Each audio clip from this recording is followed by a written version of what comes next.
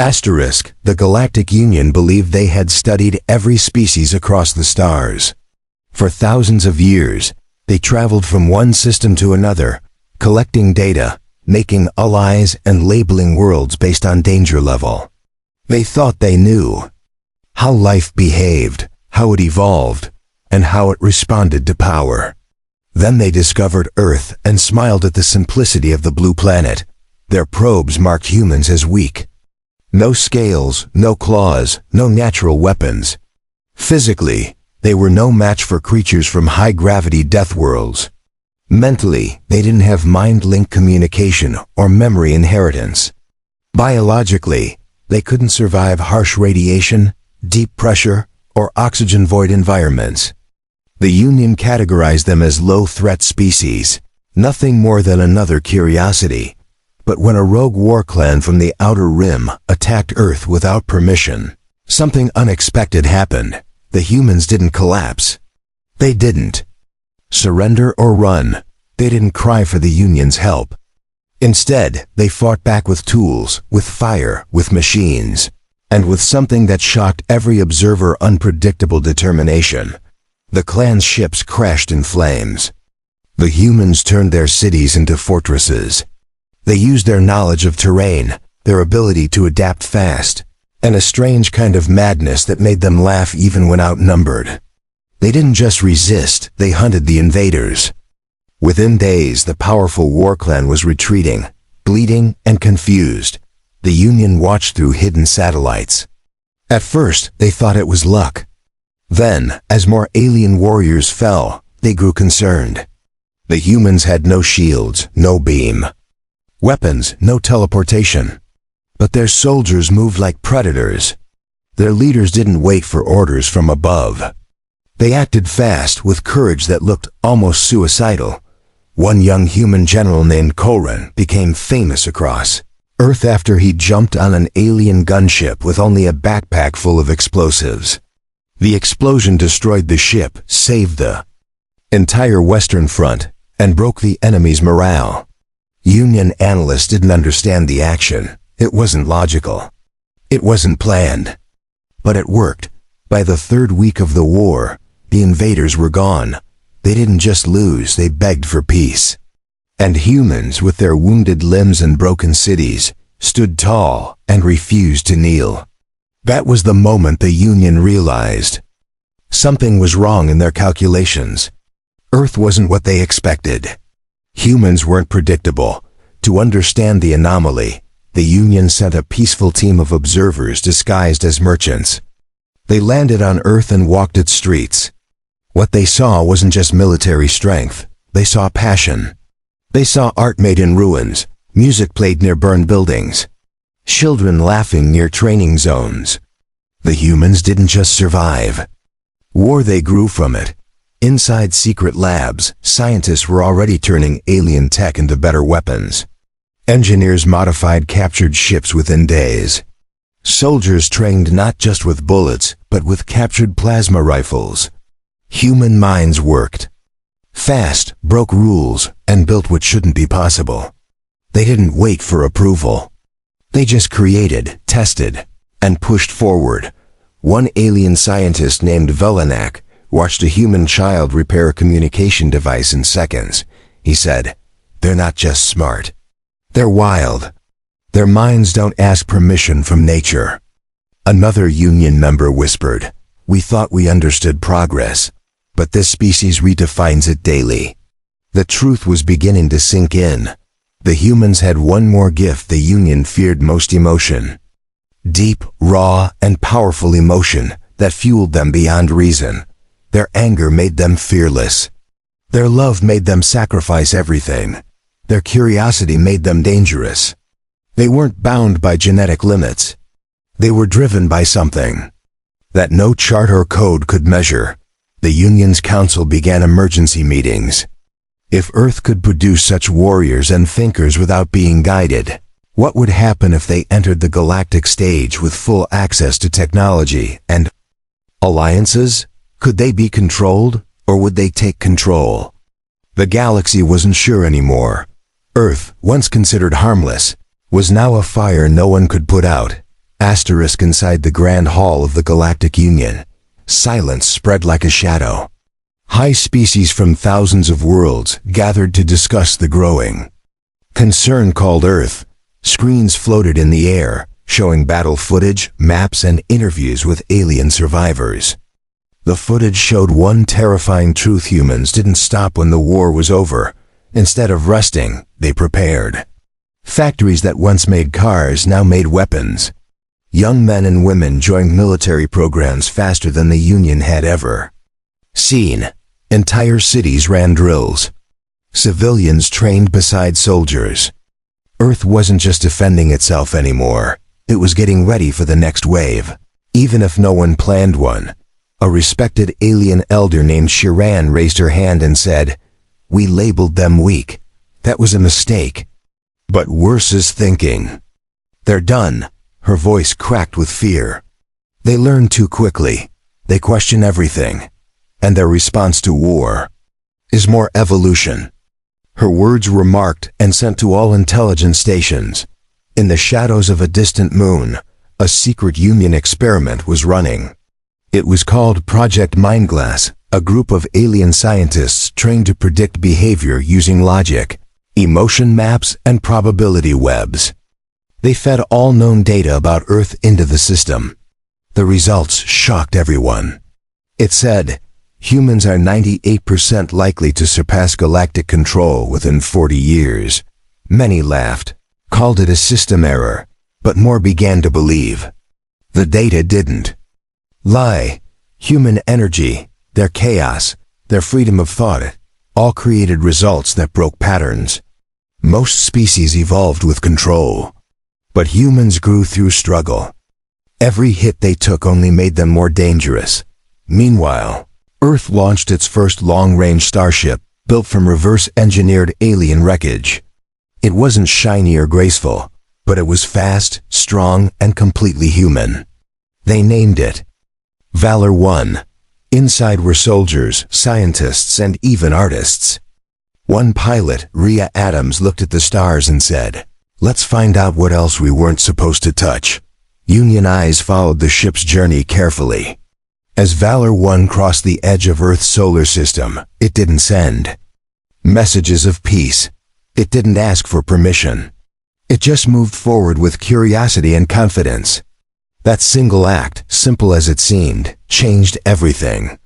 The Union wasn't in control anymore. In one distant sector, an ancient species known as the Tyrex had once ruled with brutal strength. Now hearing about Earth, they stirred again.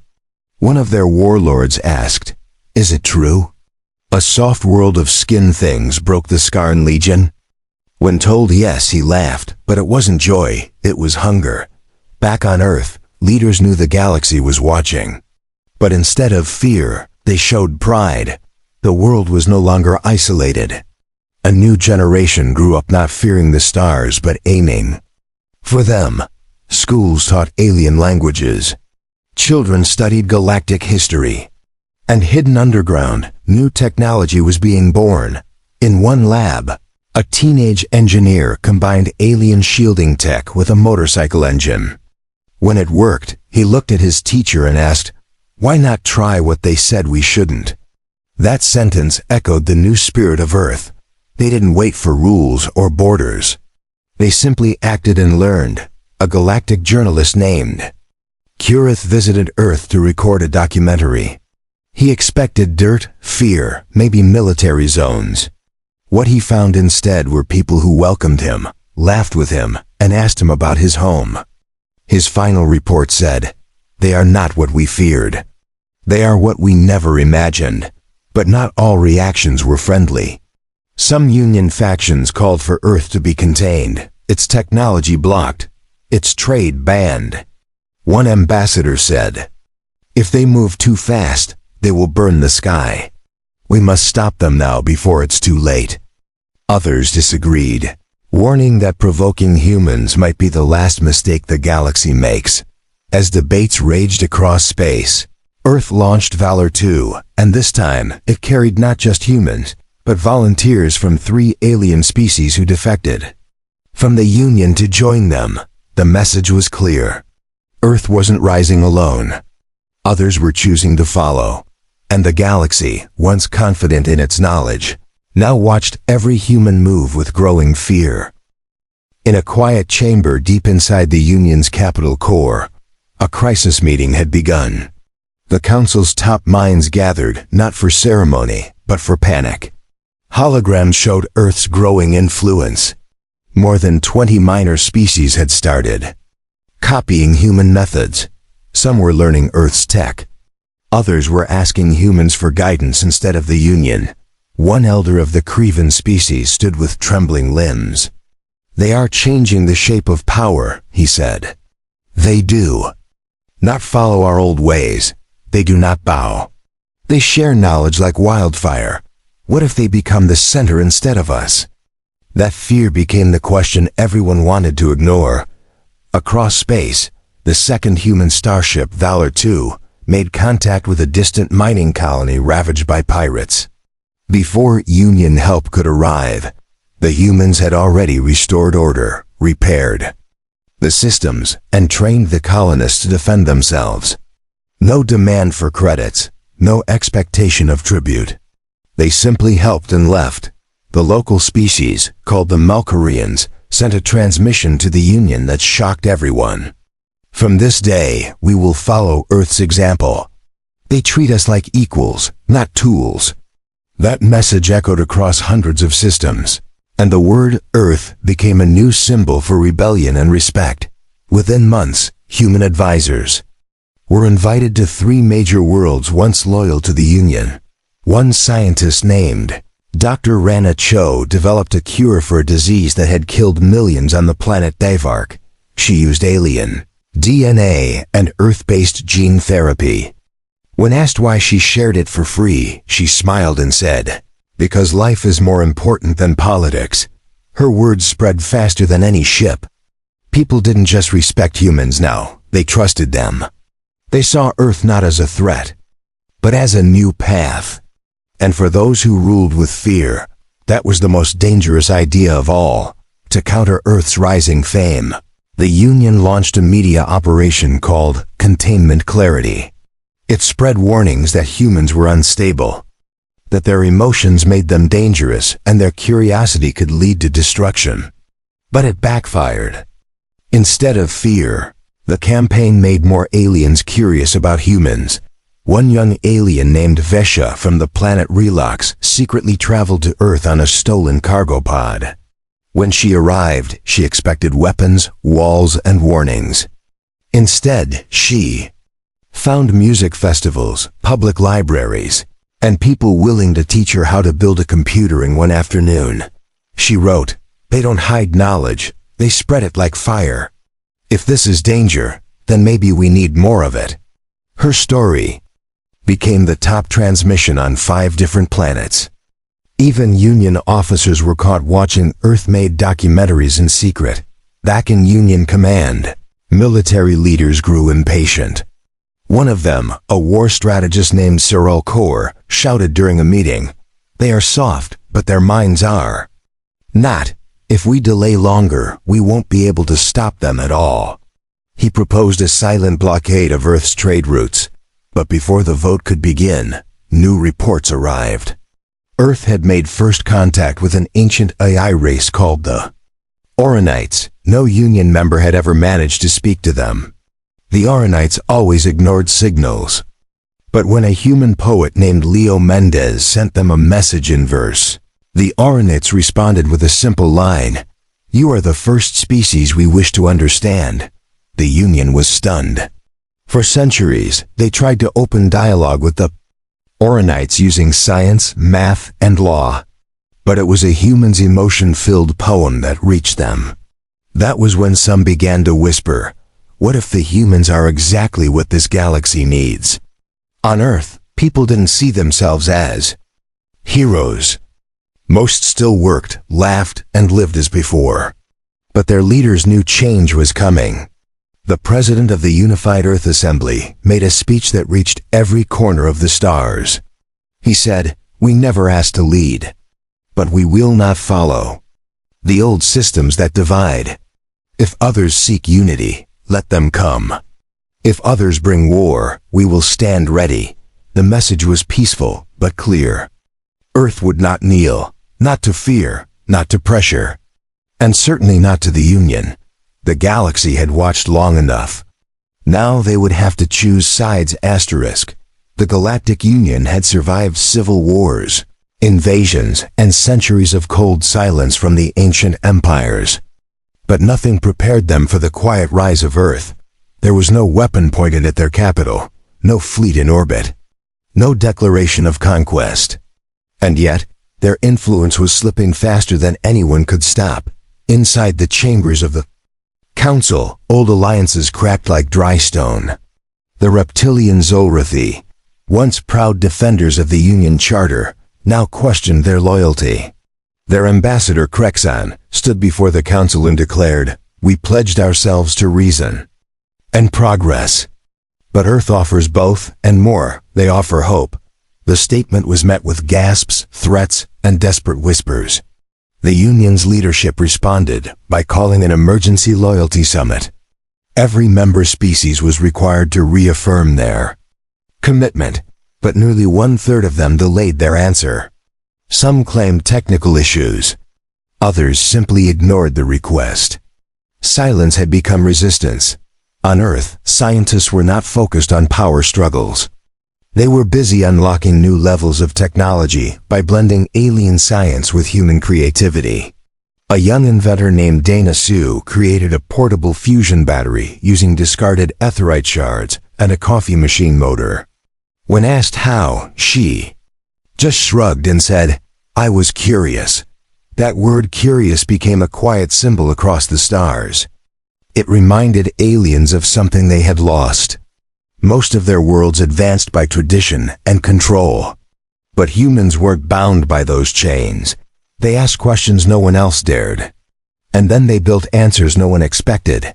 Meanwhile, the Union surveillance units detected strange patterns.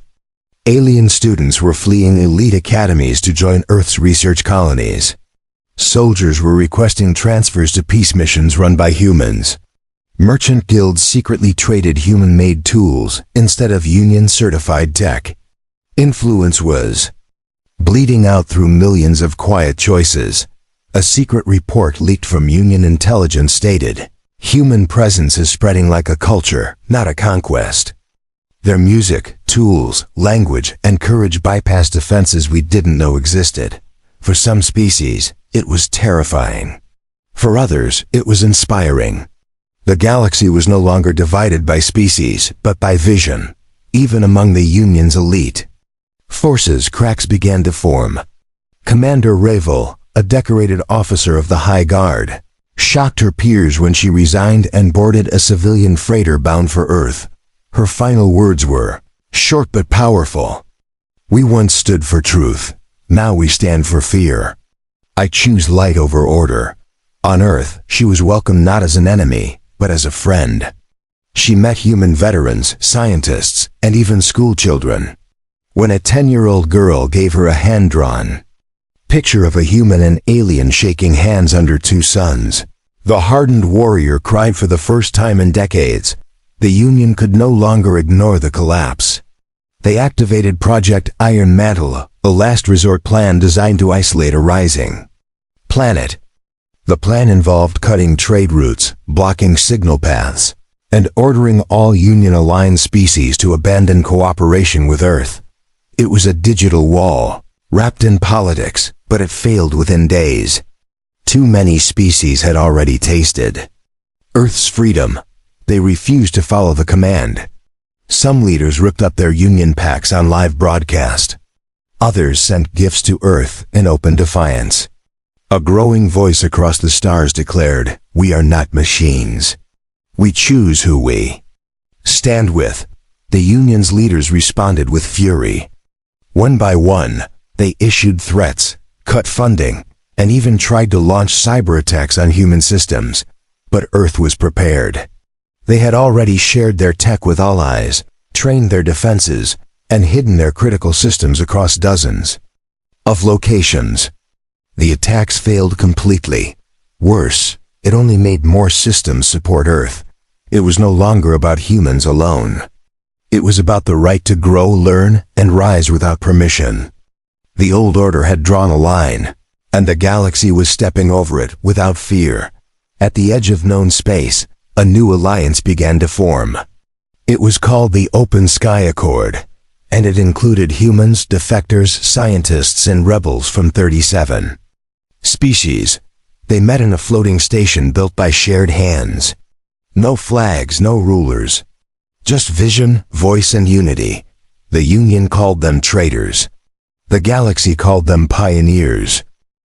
In the heart of Union command, confusion turned into desperation. For centuries, they had controlled the flow of power through rules, treaties, and quiet threats. Now a single world, Earth, had made those tools useless. Their influence didn't spread by warships. It spread by ideas, kindness, and the human refusal to be limited. Inside a war chamber lit with red alarms, High Strategist Lorik stared at a galaxy map where more and more systems glowed blue, the color now used to mark planets aligned with Earth's values. "They're not invading," he said. "They're infecting the future." His voice shook not with anger, but with fear. Orders were sent to tighten control. Union ships began arriving near Earth-aligned colonies, trying to apply pressure. But everywhere they landed, they found locals defending humans with words, not weapons. "They gave us clean water, not chains," one elder told a Union officer. "So we will stand with them until the stars die," Union drones recorded strange gatherings in space, massive platforms built by multi-species groups working side by side. There were no uniforms, no commanders. Just shared tools, open communication, and cooperation. One station had banners painted by alien children that simply read, "Thank you, Earth." Earth's diplomats were not trained in the traditional ways. They were teachers, farmers, doctors, and explorers. When asked about their secret, Ambassador Elsie Torres answered, "We don't talk down to others. We learn with them." That mindset broke centuries of diplomatic pride built on fear and rank. On the planet Tyrannos, where warriors once ruled through battle trials, a massive public duel had been planned to decide whether to join the Union or the Open Sky Accord. A human engineer named Malik stepped into the arena not with weapons, but with a single water purifier. He showed how it could clean their poisoned rivers in minutes. The crowd fell silent. Even the Tyrannos champion dropped his blade and declared, "This man brought no weapon, but saved thousands. I will not fight that." And with that, the planet joined the accord. One tool, one act, one choice. That was how humans turned war into peace. The Union's power shrank faster than expected. Credits lost value. Military posts were abandoned. Species once divided by blood were shaking hands, singing songs, building futures together. Across galaxies, a question echoed louder every day. If Earth can build bridges, why did we spend lifetimes building walls? A few Union factions tried one final tactic, framing Earth for attacks they did not commit. Explosions were triggered in border colonies, and forged signals blamed humans. But the truth leaked quickly. Too many species trusted Earth now. One alien commander named Clorek released secret files proving the lies. He stood on a galactic broadcast platform and faced the camera. "We were told they were dangerous," he said. "But the only danger I see is in the old hands that refuse to let go of control." His speech caused 7 Union worlds to break away overnight. Meanwhile, Earth's progress didn't slow. They launched Unity Dawn, a ship built by 12 different species, powered by human-designed fusion cores, and navigated by alien star maps. The mission was not war. It was outreach, to explore new regions and invite others into the growing wave of shared progress. Unity Dawn landed on a forgotten moon, where a dying race called the Velari lived in silence. The crew brought medicine, music, and stories. For the first time in 1,000 years, the Velari danced under their twin suns. A message from their elder read, We forgot who we were. Earth helped us remember. The Union was no longer a government. It was a shadow trying to block the light. Earth hadn't just shaken the stars. They had changed the meaning of leadership. Their strength wasn't in weapons or ships. It was in hearts, in minds, in their belief that everyone deserved a chance to rise. In desperation, the Union's final loyalists prepared a doomsday measure, a pulse weapon strong enough to wipe Earth's orbit clean. But before it could be launched, something unexpected happened. Union engineers refused to press the button. Some sabotaged the core. Others fled. No one wanted to be the villain in history, and for the first time in the Union's long proud history, silence meant surrender. The war never came. The weapons stayed cold.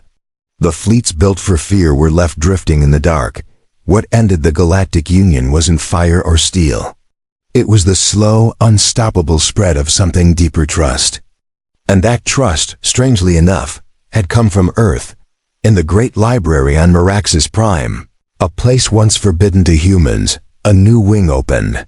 It held works by human thinkers, alien poets, and stories written by children from both worlds.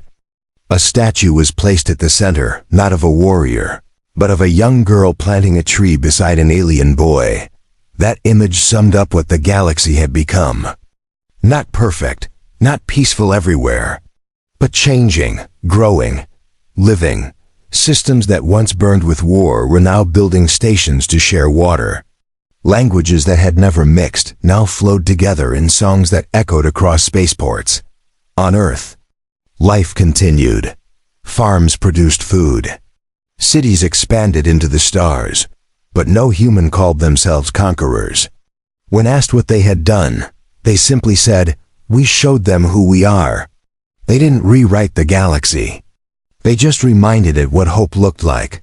A final summit was called, not by the old Union, but by the Open Sky Accord. Species once hunted now sat beside those once feared. No titles, no empires, just names, just voices. And in the center of it all, a single empty chair marked Galactic Past. It stayed empty by choice. One human, Captain Aaron Vale, stood to speak. His voice was not loud. His uniform wasn't decorated. But every word reached across systems. "We were the outsiders," he said. "We were told we were too emotional, too chaotic, too new, but maybe that's what was missing. Maybe the stars needed something raw to stir the stillness." His words were recorded, replayed, and remembered. On planets where hope had died, those words brought breath again. On ships drifting far from home, they became a whisper in the dark. Earth had not become the ruler of the galaxy. It had become its mirror. In the years that followed, the galaxy didn't forget its scars. There were still disagreements, fights, failures, but instead of breaking, systems turned to each other. A wounded planet on the edge of the wriggle line called for help, and a fleet of mixed species arrived without delay. That was the new galaxy. Not fast, not flawless, but united by effort.